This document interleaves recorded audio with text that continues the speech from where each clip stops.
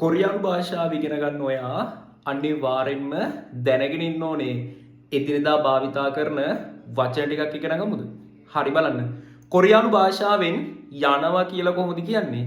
කායෝ කායෝ යනවා.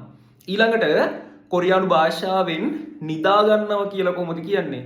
චායෝ චායෝ නිදා ගන්නවා.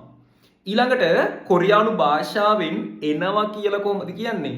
වායෝ වායෝ වායෝ එනවා වායෝ එනවා. හරි. දැන් අපි මේ ඉගෙන ගත්ත වචන ටික භාවිතා කරලා සරල වාක්‍ය නිර්මාණය කරන හැටි ඉගෙන ගමුද? හරි බලන්න. කොරියානු භාෂාවෙන් මම යනවා කියලා කොහොමද කියන්නේ? මම චොනන් යනවට කොහොමද කියන්නේ? අපි ඉගෙන ගත්තා යනවා කායෝ. එතකොට මම යනවා කියලා කොහොමද කියන්නේ? චොනන් කායෝ චොනන් කායෝ. හරිම ලේසි. ඔන්න ඔය විදියට අපි ඉගෙන ගත්ත වචන ටික භාවිතා කරලා වාක්‍ය නිර්මාණය කරා.